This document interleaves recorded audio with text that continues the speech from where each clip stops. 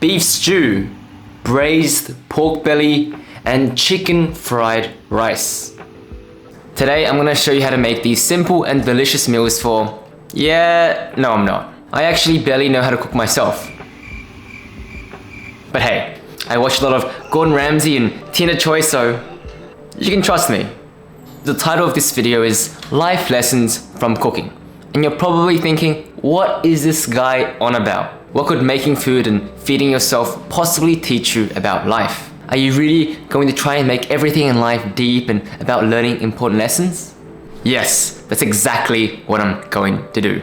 Cooking teaches you two really important skills. Preparation, how to prepare and plan better, because cooking is really 80% prep and 20% execution. And when you have all your equipment and ingredients laid out and prepared, life is pretty easy.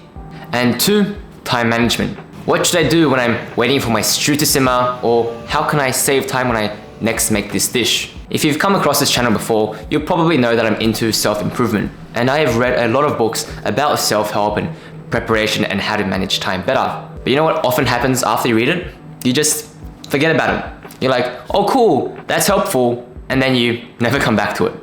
The thing is, I learned by doing, and cooking is a really practical, hands-on way of learning how to prepare for the future and manage time.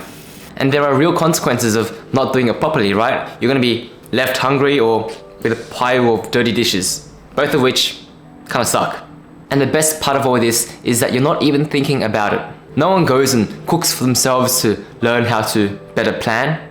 It happens as a byproduct. And as you get better as a home cook, those preparation and time management skills also grow alongside it.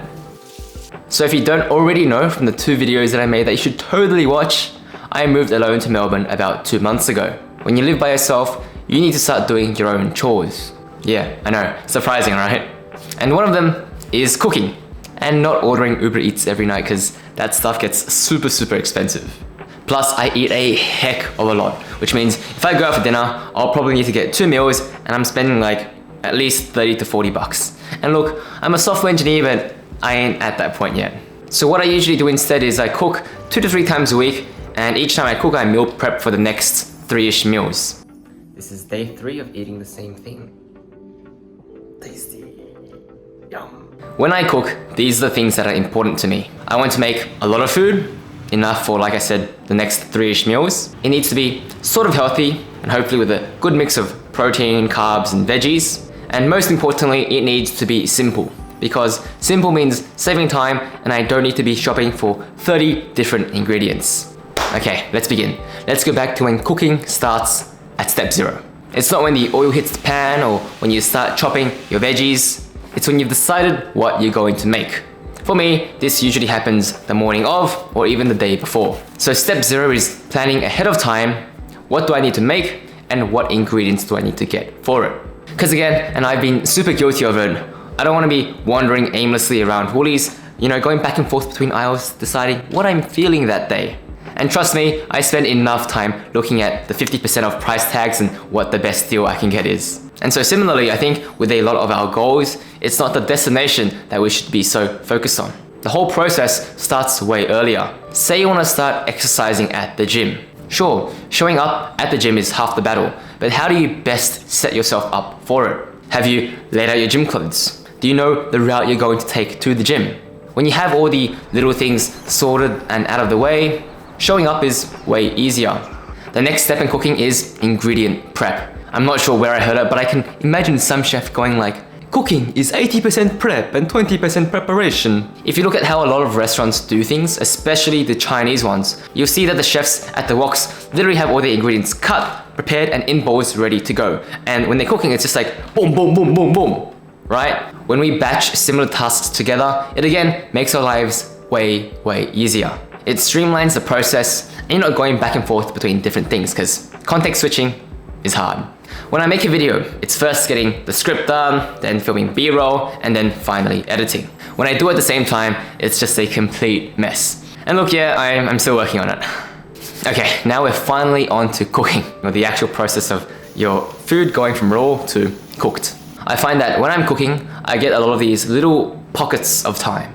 It might be the rice cooker, something in the oven, or just, waiting for a stew to simmer. And the thing is, you usually need to be really wary of that pocket or chunk of time, right? Because if you're not, then things will often end up burnt or just, your house on fire. Like in that time, I could go on my phone and browse social media and check Instagram or TikTok, and that's sort of what I've done previously. But you soon realize that cleaning your dishes after you've, enjoyed a really nice meal just kind of sucks. So in those chunks of time where I'm usually waiting for food to cook, I like cleaning up my mess, washing the dishes, and just making sure that after I enjoy my meal, I can just, sit back and relax. And that's how success is really achieved, right? You're often sacrificing short-term pain for long-term gain. And I know I'm talking about cooking, and this is obviously on a super condensed scale, but hopefully you get what I mean. This is a side note, but I really like making stews. You can almost throw in anything, you can make a lot, and they taste awesome because the ingredients really get to, know each other well.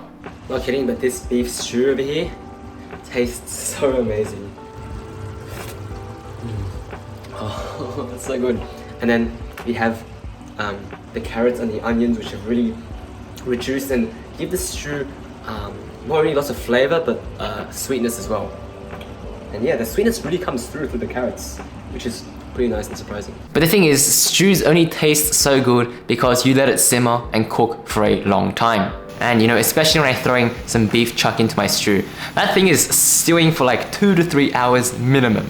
And the question is, what do you do with that time? You could see it as a waste of time because you're waiting for your food to cook and you're paralyzed. But you could actually do so much more with that. You probably don't want to leave your house, because I did that once and I burnt my entire stove, and my roommate got super mad at me. So don't do that.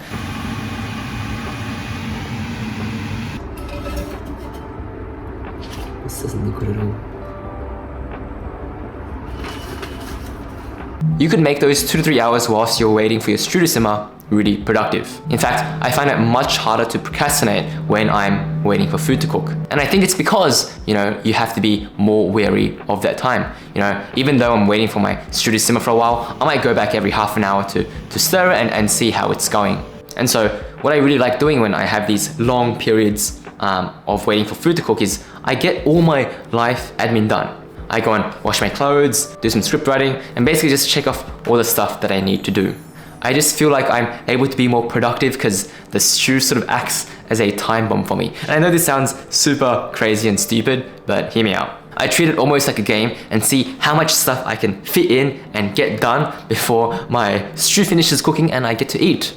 And there's just something really nice about, enjoying your meal and knowing that you also got a bunch of stuff done previously to that, right?